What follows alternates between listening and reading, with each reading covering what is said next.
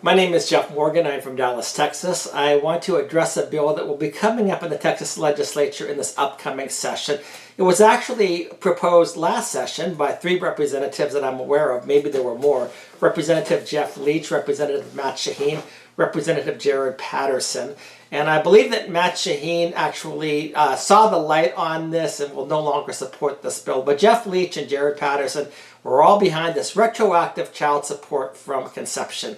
And there is another representative that I believe is going to be presenting this bill again this upcoming session. Again, retroactive child support from conception.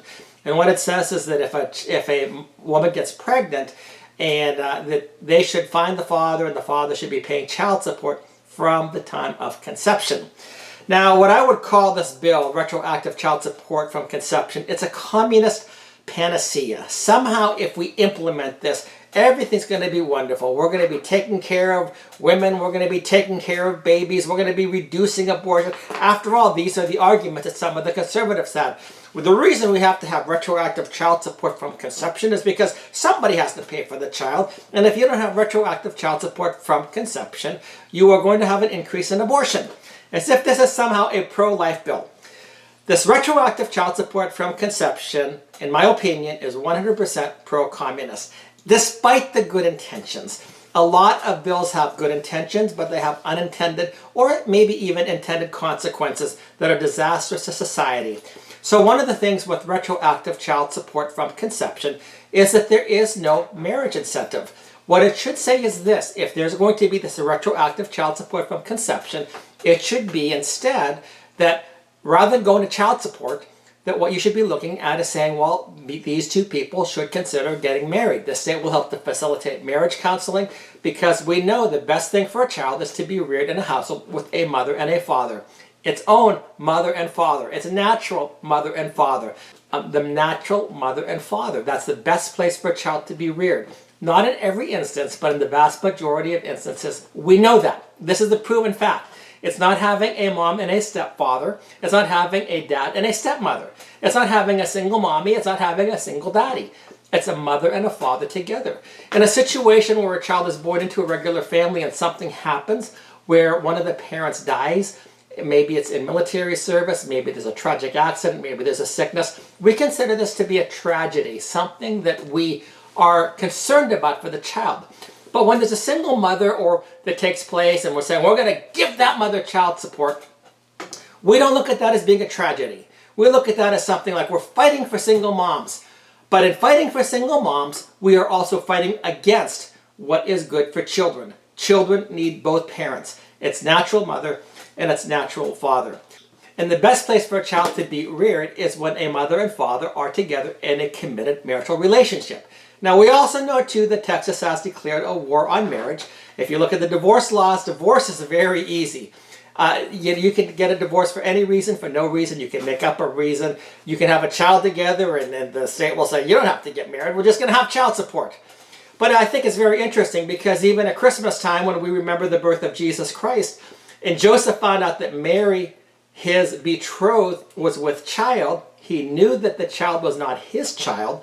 And he considered, as a righteous man, I'm going to divorce her because obviously she's been engaged in some type of sexual chicanery or whatever. Something's going on here, not my child. I'm going to divorce her privately, quietly. I'm not going to marry her. And yet God sent an angel and spoke to Joseph and said, Joseph, do not be afraid to take her to be your wife. Even the Son of God needed to be reared in a two-family parent. Not a single mommy, not a single daddy. God wanted to make sure that both Joseph and Mary were there together. God did not say, well, Joseph, even though you are not the father, we're going to make you the putative father. Somehow you are the father, you'll be paying child support. You were in a relationship with her, they never had sex. But you know, Joseph, somebody needs to pay. And I've heard this directly from a person who works in the office of the Attorney General. A lady who was down there said, Jeff, somebody needs to pay. Even if it's not the real father, whatever, somebody needs to pay. Now, the child support program is designed to reimburse states money that they pay because of out-of-wedlock births and in situations where there is a divorce, but the state automatically grants a divorce. So when I say that marriage is the best place for a child, The state, by permitting no-fault divorce, unilateral no-fault divorce, divorce on demand, divorce on any reason, for any reason or for no reason, divorce just because I want a divorce today.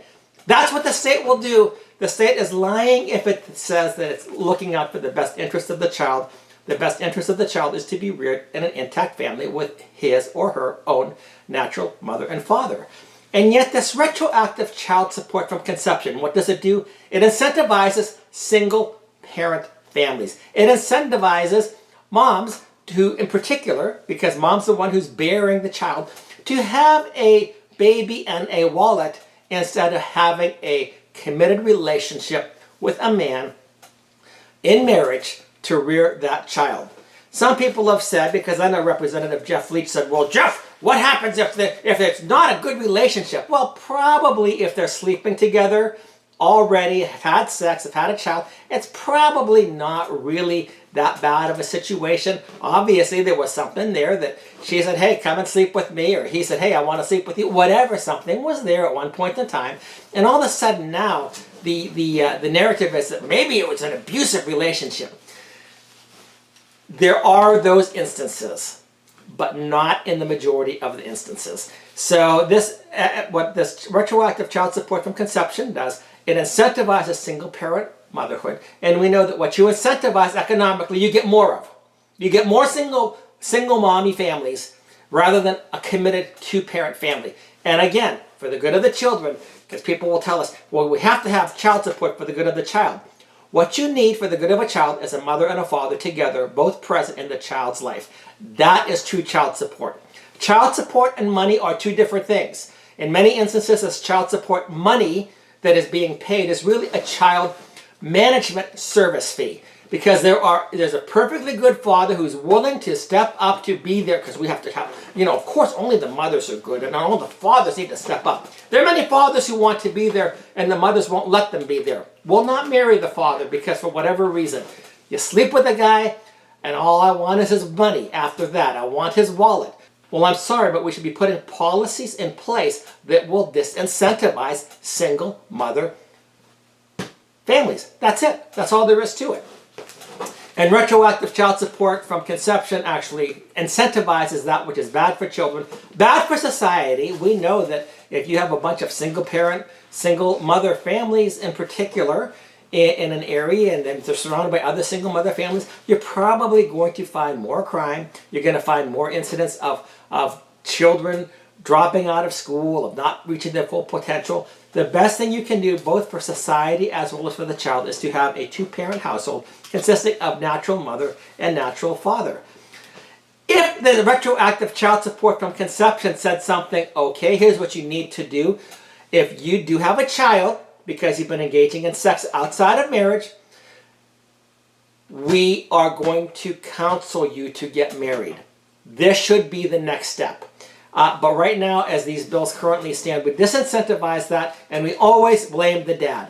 I'm not saying that there's not blame to go to the dad, but the mom is always off scot-free. There's usually two people when they're having sex. It's not a forced situation, or else it's rape. There are two willing participants in most of the cases. One person should not be punished for this, and the best thing for the child is to be reared in a two-parent relationship with its own natural mother and father. Now, the other thing I would say is, in addition to being anti-marriage, and of course is anti-family, because marriage forms the foundation for family. Apart from marriage, you don't really have families in place. And when I speak of marriage, by the way, I don't speak about like Steve and Joe and Anita and Lolita as being a family. That's not a family. Even in our Texas Constitution, it says that marriage has to be between a man and a woman, not same sex, not LGBTQIA, whatever you want to call it, between a mother and a father, a man and a woman. That is what a marriage is. Democrats, it's interesting because there's always Democrats that want to try to change our Constitution and get rid of that requirement. But our Texas Constitution says in Article 1 that marriage is defined as being the relationship between a man and a woman. Not two men, not two women, not two men and three women, or three women and two men, whatever. thruples or quadruples or who knows, quintuples, who knows. None of that stuff. Mother and father, period. But this retroactive child support from conception is anti-family just when you think about it. It is incentivizing single parenthood. It is not incentivizing marriage. It's incentivizing single parenthood. It's incentivizing a broken family from the get-go. This should not be done. The other thing I would say about this retroactive child support from conception is that it's socialist. It is a redistribution of wealth. Some people say, well, you know, somebody needs to pay for the child. Like I said, I've spoken with a person who's very close to the Attorney General of the state of Texas, and she has told me, but Jeff, somebody needs to pay. Somebody needs to pay. And I would say, yes, get the mother and the father together, and they both can support the child. But, you know, but the mother doesn't want to do that. Well, if the mother doesn't want to do that, let her bear the child and give the child to the father. Because there are many fathers who want to be very actively involved in the child's life and who are able to do so. So, but the state of Texas said, no, we don't like that arrangement because that's anti-mom. Well, they're anti-dad right now, but they don't want to be anti-mom. What they should be is pro-dad and pro-mom both. Our current system, though, basically says that we want dads, primarily dads, those are the majority of people that are paying the child support. We want to take wealth from them and give it to the mother, and then we call it child support. Even though the father may say, listen, I'll be actively involved in the child's life. I will support the child as long as I can see them. But no. We can't let the father see the child. Or if so, the father needs to become a visitor to the child's life. They are just going to become a wallet. That's all there is to it in accordance with the mind of the state of Texas. And in accordance with this bill, this retroactive child support from conception. What it comes down to then, as I've said, is that it's a redistribution of wealth. It's a wealth grab. We're going to take money from you, and if you can't pay it, by God, we're going to stick you in jail. We're going to stick you in a debtor's prison. Now, we're not going to call it a debtor's prison, because as we know, debtor's prisons are illegal in America. We will call it contempt of court. We're going to change the name. And instead of it being a debtor's prison, we're going to call it contempt of court. We're going to put you in jail for contempt of court. And you can go in for 6 months because you're not paying your child support. And while you're not paying it, maybe you don't have the ability to pay it, whatever reason. Maybe you're not paying it because you're saying, hey, I can't even see my child. You're taking my money. You're not even letting me see my child. The child is 50% mine. And you're not letting me see the child. And you just want to take my money. I'm not going to submit to those conditions. We will put you in jail and call it contempt of court. Really what it is, it's debtor's prison. Because again, the purpose of child support, yes, it's to also to take care of the child ostensibly, but it's also to reimburse the state for expenses that it has incurred. And then we whitewash it by saying we're collecting child support for the children. These things are well known. And by the way, when the state collects child support, because this stuff has to go through the Office of the Attorney General, the Office of the Attorney General keeps very good records about this, and they get money from the federal government. So if they are a good child support collecting service, the federal government gives them money. The state of Texas is being incentivized to collect child support by the federal government. And trust me, the state of Texas knows this.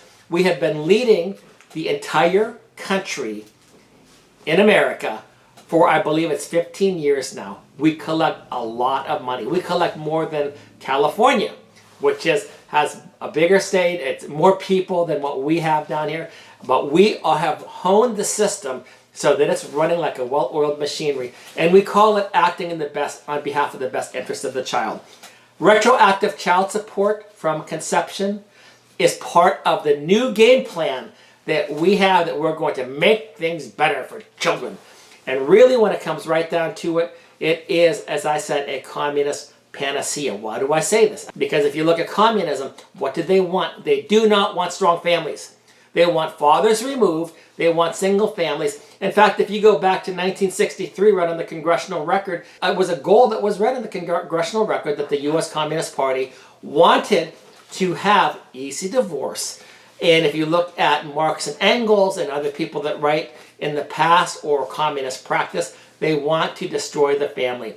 Retroactive child support from conception destroys families, destroys marriages, destroys families, destroys children, causes intergenerational trauma to children and to grandchildren. It is a horrible, Horrible, horrible bill.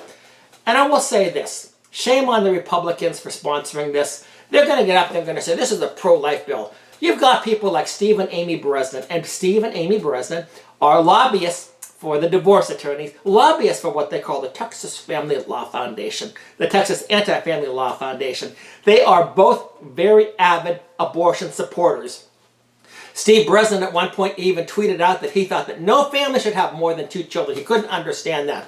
But if you look at Steve and Amy Bresnan, they are very, very, very pro-abortion. Let's kill those babies before they get out. Let's give women that option. We're not going to take that option away from them. And yet, they support this bill. So the fact that these pro-lifers get up there and say, this is a pro-life bill, this is a pro-life bill, child support, retroactive child support from conception is a pro-life bill, it's nonsense. You have 2 of the most maybe, I'm not going to say powerful, you have 2 very rabid pro-abortion advocates, Steve and Amy Bresnan, and they support this bill. It's not a pro-life bill. It is a pro-death of the family, death of marriage, death of children, trauma infliction upon children, upon men, upon women bill. And Steve and Amy Bresnan from the Texas Family Law Foundation, well, Steve got up there because Amy never testifies, but she's in support of it. Steve gets up there and talks about how the Texas Family Law Foundation supports this bill. Whenever the Texas Family Law Foundation supports a bill, your antenna need to go up, because probably it's a bill that's going to benefit the divorce industry and the attorneys that Steve and Amy Bresnan lobby for. So anyway, to get back to this retroactive child support from conception, I know that Marco Rubio talked about this in Florida when he was a senator down there. I tried to go to a meeting that he was at to tell him what an awful bill that it was. Couldn't make it down there. But I do know that's an awful, awful, awful idea. It is an anti-family, anti-marriage, anti-child, anti-man, anti-woman bill, and it needs to be defeated. And for any Republican, whether you are a representative or a senator that are voting for this, shame on you. Interesting thing was last year when this bill, the last session when this bill came up and Jeff Leach's bill was up there. I know I opposed it, other people opposed it. Jeff Leach was very, very, very upset that we would dare oppose his bill. Oh, he was mad. But it almost got passed. You know who sabotaged it? Thank you, Harold Dutton and the Democrats, for taking Jeff Leach's bill and completely demolishing it to the ground. They, even though they're liberal, they obviously were not embracing the progressive communist ideology behind this horrible bill. And again, right now this is being introduced in our Texas legislature. We need to kill it. We need to kill the bill. Kill the bill. That's all there is to it. And you say, but what about the people that are engaging in sex and getting pregnant? I would say this. Tell them to quit engaging in sex. You have a choice to engage in sex if you're not married. And if you're taking that choice, you're making a risky decision. Whether you get, if you have unprotected sex, as with unprotected sex, if it's a protected sex, that's okay. Unprotected sex is really bad. All sex should be deemed unprotected sex unless it is taking place within the confines of the committed marital relationship, period.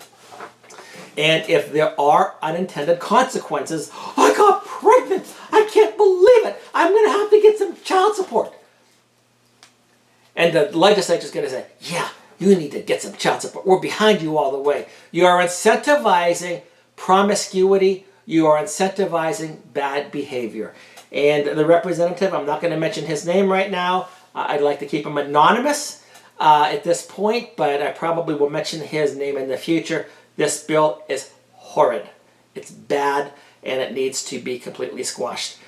Even the Democrats realized that last time and completely humiliated Jeff Leach. The last bill of the session, he's up there. The white knight is going to get this thing passed. And fortunately for us, fortunately for men, for women, for children, Harold Dutton and the Democrats came to the rescue to stop this atrocious bill from seeing the light of day and being passed into law. So anyway, thank you again to them. This is what I think about retroactive child support from conception. I would call it a commie panacea.